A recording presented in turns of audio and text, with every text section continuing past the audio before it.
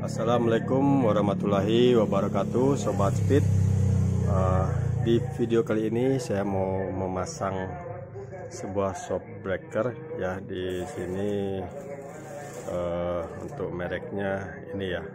Nah, ini saya bukan endorse, cuman kebetulan nih saya mau pasang di motor pribadi ya. Jadi motor saya, nah itu dia CB 150R yang generasi pertama atau all ya, yang masih lampu bohlam. Nah, jadi motor saya ini untuk shock breakernya itu sudah terlalu empuk ya, jadi sudah mentul-mentul. Kalau kita standar 2 kemudian kita goyangkan ya, itu sudah mantul-mantul ya. Kalau untuk sendiri itu memang lumayan enak ya, cuman kalau sudah berboncengan saat kita posisi tikungan atau jalan jelek itu sangat kerasa, pantulan ribonnya itu sudah terlalu cepat ya, jadi sudah kurang enak lah. Jadi shock breakernya masih bawaan dari pertama saya beli sampai sekarang itu belum pernah diganti. Jadi sudah sekitar 10 tahun motor ini. Jadi saya putuskan buat ganti dengan yang merek ini. Kebetulan juga ini review dari saya lihat juga dari grup, kemudian dari YouTube juga banyak yang bilang lumayan performanya ya. Jadi bisa di setting dan bisa di adjust ya, apanya untuk ribonnya juga untuk kekerasan shocknya. Kalau kita beli yang ori itu juga lumayan harganya. Yang originalnya itu sekitaran, kalau nggak salah ya, itu ada sekitar 600 sampai 700 ribu harganya ya. Maaf ya kalau salah, mungkin dikoreksi, mungkin saya cek lagi nanti untuk harga yang pastinya berapa untuk originalnya. Dan kebetulan ini saya dapat di harga saya lupa lagi ya, karena ini sudah lumayan lama juga saya beli, cuman baru sempat mau saya pasang sekarang. Nantilah saya tampilkan untuk harga ya pas saya beli ya. Tapi kalau untuk harga sekarang saya juga kurang tahu karena saya bukan penjualnya. Jadi teman-teman bisa cek aja nanti di link yang saya sematkan untuk harga terbarunya ya. Nah, untuk selanjutnya kita coba dulu buka ini ya. Sebelumnya ini memang sudah saya unboxing, cuman saya unboxing untuk kelengkapannya aja. Ini belum saya rubah, belum saya tambah ataupun belum saya kurangin sama sekali. Dari awal saya beli semuanya tetap masih ada di dalam ya. Sekarang kita coba tes dulu untuk buka.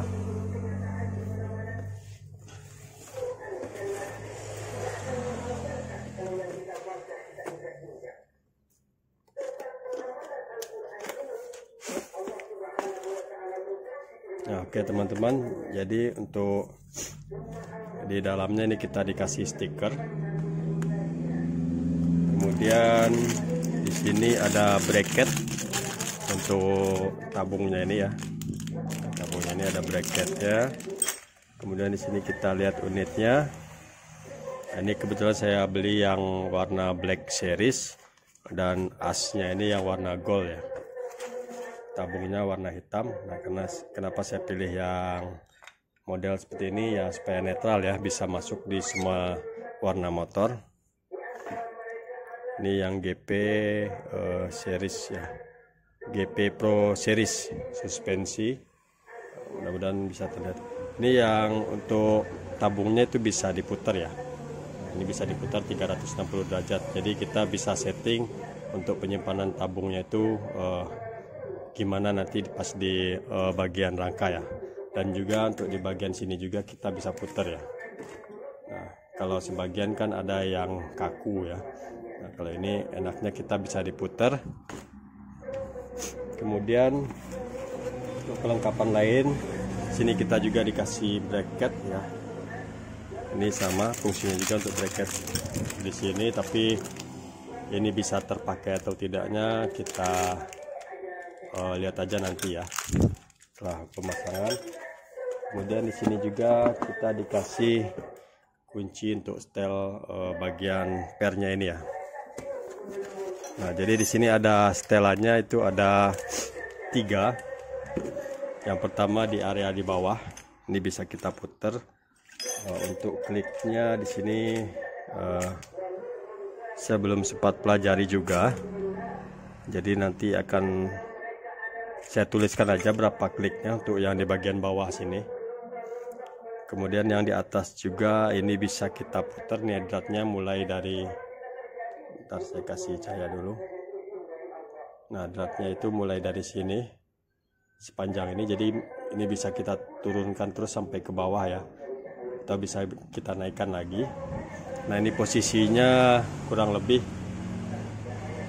kalau di sini ya, ini bukan di tengah-tengah tapi di paling atas itu kira-kira 30% ya, 30% ya dari total dratnya dari bawah ini sampai ke atas ini. Ini masih settingan dari saya pertama beli ya, belum saya rubah sama sekali. Nanti kita sesuaikan pas sudah terpasang di motor. Kemudian untuk di tabungnya juga di sini ada settingan di sini untuk apa ya? Untuk kompresi ya. Nah, kalau di sini tulisannya untuk kompresi. Kalau di sini untuk ribbonnya mungkin ya yang di bawah, dan sini untuk kekerasan shocknya ya. Kalau secara logika semakin kita tekan ke bawah ya, istilahnya dratnya ini makin kita turunkan, berarti otomatis pernya makin menekan, jadi semakin keras ya pernya itu, berarti dia akan mainnya semakin keras. Tapi kalau kita geser terus ke atas, otomatis pernya ini akan semakin renggang dan mainnya itu akan semakin lebih lunak ya. Cuma nanti untuk tekanan di dalam tabungnya ini, kompresinya kan dia nanti terkoneksi dengan tabung ini ya. Nah, di sini kita bisa tekan, bisa atur untuk tekanan angin di dalamnya ini segimana ya maunya. Jadi ada penahannya, jadi pernya itu tidak langsung ambles ya. Jadi ada angin yang menahan di dalam tabungnya ini. Kemudian di sini juga ada settingan ribbonnya. Ribbonnya ini bisa dibilang itu angin yang nanti sama kayak di shock ya, di shock depan itu. Jadi di asnya ini, di bawahnya ini ada lubang-lubang kecil. Nah, di sini kita bisa setting berapa lubang kecil itu yang mau kita pakai ya. Jadi semakin banyak lubang yang kita gunakan, otomatis ribbonnya semakin cepat. Ya kalau salah mohon dikoreksi ya, karena saya juga belum pernah bongkar. Tapi yang saya baca, yang saya tangkap ya seperti itu ya. Tapi yang intinya untuk fungsinya itu adalah ini bisa kita atur sesuai dengan kebutuhan kita dan juga sesuai dengan kenyamanan kita saat berkendara ya. Jadi kita setting, kita coba bawa jalan, terus nanti kita coba rasakan, kalau kurang setting lagi sampai ketemu posisi yang pas. Dan silahkan dicatat kalau seandainya sewaktu-waktu ada perubahan lagi, pengen coba yang lain, kita bisa balik lagi ke settingan yang telah kita bikin sebelumnya itu yang dirasa nyaman ya. Nah, nanti cara untuk catat settingan yang pas nanti saya juga akan tampilkan di video ini. Oke, jadi sekarang saya akan lanjut dulu ke motornya. Nah, ini teman-teman, jadi motornya ini mau saya, karena kita mau pasang shocknya itu ada di bawah tangki bautnya, jadi kita harus lepas bodinya dulu dan juga tangkinya ya. Nah, jadi saya mau lepas dulu tapi tidak saya videokan ya, karena saya ini rekam sendiri. Nanti pas sudah terlepas semua, pas saya mau pasang shocknya aja akan saya perlihatkan lagi. Bang. Oke teman-teman, jadi ini sudah kita lepas ya. Jadi saya lepas rodanya, kemudian prolingnya juga ini saya lepas. Kemudian baut yang ini yang di bawah box filter ya di sini. Ini kita lepas juga bautnya. Box filternya kita lepas ya, memang harus lepas tangki ya, karena ngambil baut di sini agak susah ya. Nah, kemudian ini tuh shock breaker lamanya, dan ini yang baru Ini mau saya lepas dulu, mau saya cuci dulu prolingnya. Nanti kita akan ukur ya untuk panjang shockbreaker ini apakah sama atau tidak, dan juga untuk dudukan ini ya, bagian bracketnya ini apakah bisa masuk ke sini, dan juga yang di bagian proling bisa masuk ke sini atau tidak ya. Jadi ini mau saya lepas-lepas lagi, mau saya cuci dulu ya teman-teman. Oke, jadi ini untuk rollingnya sudah kita cuci juga ya, dan juga bracket yang di bagian atas ini juga sudah saya cuci. Nah, sekarang kita masuk ke cara pemasangannya. Oke, untuk bagian bracket ini, nah teman-teman bisa lihat di sini ada yang berbeda ya antara kiri dan kanannya. Nah, posisinya seperti apa? Sebenarnya ini kalau mau dibolak-balik juga, kalau saya lihat dari konstruksi dari bagian di bagian rangkanya itu bisa bolak-balik ya sebenarnya. Tapi kita akan pasang sesuai dari bawaan pabriknya. Posisi yang ada jendolan seperti ini posisinya di kanan ya. Nah, seperti ini jadinya di bagian kanan. Nah, kalau kita pasang di shockbreaker aslinya, nah ini posisinya di sini seperti ini di sebelah kanan. Kemudian yang ini ada di prolingnya seperti ini. Nah, seperti ini ya. Nah, ini yang ke bagian rangka depan, ini yang ke bagian sebelah sini, ini yang ke bagian dengan ayun ya. Nah, posisinya seperti ini. Jadi nanti kita pasang di shockbreaker yang baru juga kita buat seperti bawaan pabriknya seperti ini ya, di sebelah kanan. Selanjutnya kita berpindah ke bagian shockbreakernya ini ya. Nah, untuk shockbreakernya, untuk posisi bagian selangnya ini, nah kita posisikan di bagian belakang ya, di bagian belakang dari asnya ini ya, dari asnya ini kita posisikan di bagian belakang, karena kalau di buku petunjukan tidak ada petunjuk pemasangannya. Jadi kita gunakan logika ya, kita gunakan logika pemasangan, bagaimana agar untuk selangnya ini tidak menekuk ya. Jadi kita ikuti dengan tekukan dari bawaan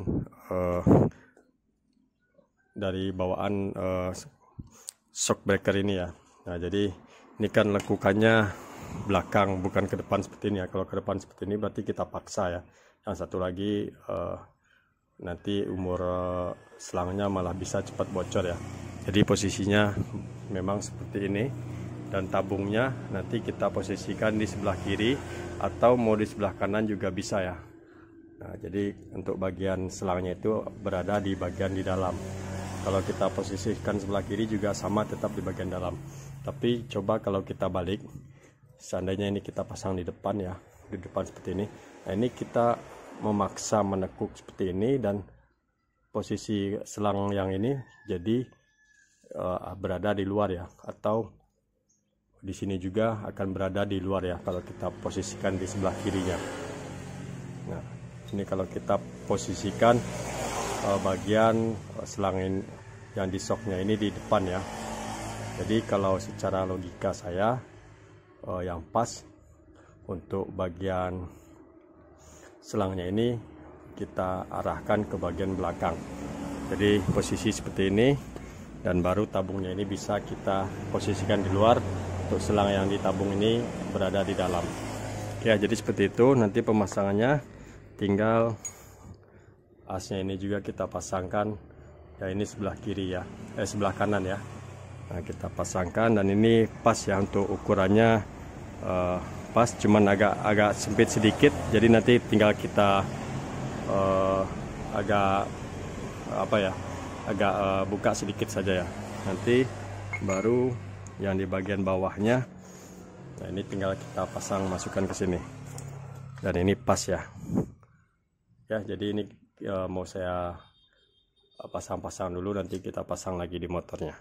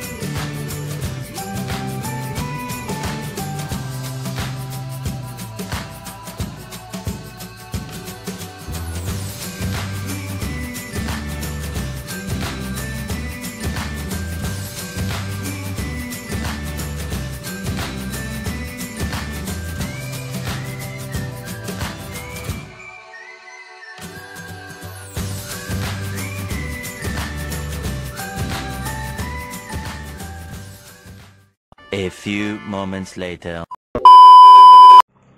Nah, untuk bautnya ini jangan lupa kita kasih lem ini ya, lem blue Dextone yang khusus untuk baut.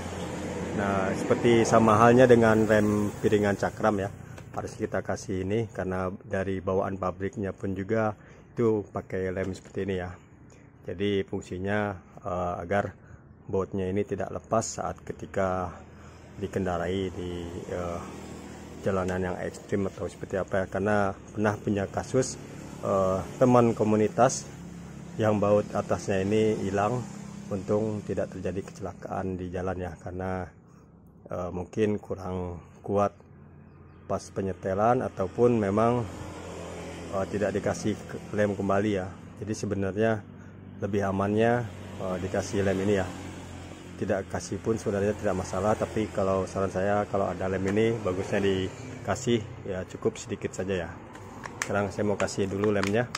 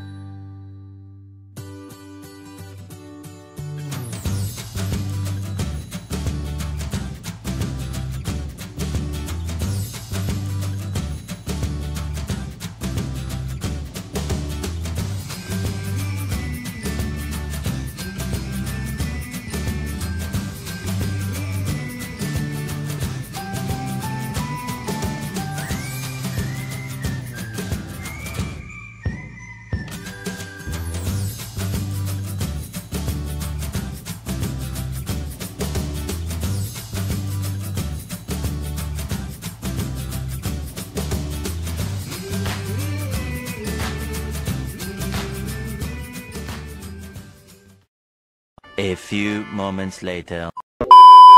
Oke, jadi ini sudah kita pasang ya semua baut-bautnya. Nah, tinggal kita pasang roda dan rantainya. Cuman di sini tidak langsung saya pasang dulu karena mau saya cuci dulu di bagian area bawah sini. Mau saya siram-siram dulu, saya bersihkan. Tangki mau saya pasang dulu. Nanti akan saya lihatkan lah hasil setelah terpasang dan kita tes untuk ayunannya. Oh ya, saya lupa ya tadi merekam pas waktu masih shock standar ya. Tapi yang intinya shock ini kalau kita goyang pakai tangan aja tanpa kita kasih beban, kita duduk di atas, kita dorong tekan ke bawah, itu dia sudah mantul ke atasnya, itu udah cepet lagi ya. Jadi goyangnya sudah gitu ya, tidak ada rebound yang pelan gitu ya. Nah, harusnya kan kita tekan ke bawah, dia akan naik ke atas tanpa ada balik lagi ke bawah. Kalau ini kita tekan sekali dia, nah udah ngeper gitu ya, seperti per ayunan gitulah. Nah, jadi intinya sudah bocor, ini sudah retak-retak. Nah, nanti kita tes setelah pakai shock ini ya. Oke, sekarang mau saya cuci dulu, peleknya juga mau saya cuci. Pokoknya saya rapikan lah semuanya dulu. Iya. Oke Sobat Speed, jadi ini sudah terpasang ya tabungnya, saya simpan di sebelah kiri. Dan untuk bracketnya, yang bracket dari bawaan ini ya, dari bawaan tabungnya ini kita tetap gunakan bracket bulat untuk tabungnya dan juga bracket yang panjang ini. Kemudian di sini kita ada penambahan satu bracket lagi. Nah, ini adalah bracket lampu. Nah, biasanya yang saya pasang di depan ini ya, bracket lampu untuk lampu tembak. Nah, ini saya sangkutkan di sini, kemudian kita sambung bautnya di bawah sini ya teman-teman. Nah, jadi penampakannya seperti ini. Bracketnya ya memang agak panjang ya, tapi ini dijamin kuat. Kemungkinan nanti kalau agak goyang mungkin akan saya tambah lagi di sini bracket lagi ya. Nanti mungkin akan saya sambung di sini karena sekarang sudah sore dan kebetulan bracket yang bolong-bolong ya. Biasanya kita pakai bracket bolong-bolong itu yang panjang, yang bisa dipotong, yang dibentuk lagi kosong. Kemungkinan besok saya sambung lagi. Dan untuk bagian selangnya, nah ini kita lewatkan ke sini ya, ke bagian belakang sini. Nah, seperti ini. Jadi ini kalau kita mainkan aman ya, jadi jauh ya jaraknya dari yang lain. Dan juga sekalian tadi saya cuci ya untuk rantai dan juga ganti kampas rem juga, karena ini mau saya pakai touring besok. Mudah-mudahan untuk shocknya ini tidak ada kendala.